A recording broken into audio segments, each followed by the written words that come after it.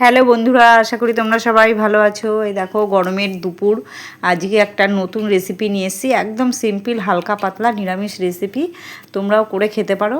সবসময় মাছ মাংস ডিম ভালো লাগে না। এই দেখো এক টুকরো আদা, দুটো কাঁচা লঙ্কা দিয়ে মটর ডাল 100 মতো ভিজিয়ে রেখেছিলাম সকালে, সেটাই করে নিলাম।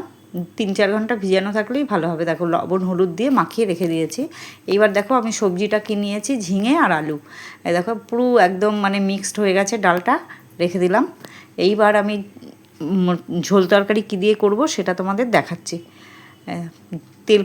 তেল দিলাম। তেলে এবার একটা শুকনো লঙ্কা, একটা তেজপাতা ছিঁড়ে আর জিরে ফোড়ন দেব।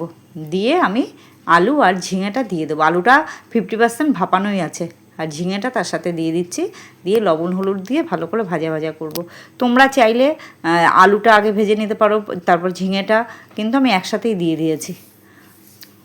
সময়ও কম লাগবে, এখন যা গ্যাসের ক্রাইসিস। এই দেখো এই ভাজা ভাজা প্রায় হয়েই গেছে। এখন মশলা এখানে দেব, আদা, জিরে, ধনে, কাঁচা লঙ্কা পেস্ট, আর কিচ্ছু না। সিম্পল রান্নাটা মশলা দিয়ে কষিয়ে এবার একটু সামান্য কালারের জন্য 1 চামচ কাশ্মীরি লঙ্কার গুঁড়ো দিলাম। এইবার মশলা ধোয়া বাটি ধোয়া জলটা দিয়ে দিচ্ছি। একটা হালকা মানে পাতলা ঝোল তরকারি হবে, খুব সুন্দর লাগবে। ঝোলটা দেখো ফুটে উঠলেই এইবার আমি দেখো ঝোলটা ফুটছে, এইবার বড়াগুলো ছোট ছোট করে আমি এই ঝোলের মধ্যে দিয়ে দেবো। খেতে খুব সুন্দর হয়, টেস্ট হয় ভালো। দেখো পুরো বড়াটা আমি দিয়ে দেবো ঝোলের মধ্যে। নিরামিষ রান্না তো সবসময় দেখবা মাছ মাংস ডিম খেতে ইচ্ছে করে না এই গরমে, একটু হালকা পাতলা ঝোল হলে ভালো লাগে। আজকে নিরামিষ করেছি তাই এইটা করেছি। দেখো ঢেকে দিলাম, 5 মিনিটের মধ্যেই কমপ্লিট হয়ে যাবে ঝোলটা। দেখো বড়াগুলোও সেদ্ধ হয়ে গেছে।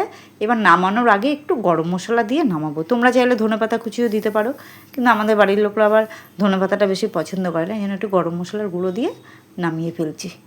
গরম গরম ভাতে খেতে খুব ভালো লাগবে। তোমরা বাড়িতে ট্রাই করে দেখতে পারো। দেখো ঝোলটা কত সুন্দর হয়েছে, আমার কাছে তো ভালোই লাগছে, গন্ধটাও ভালো বেরিয়েছে। ছেলে একটু টেস্ট করে দেখেছে, বলছে মা খুব ভালো হয়েছে।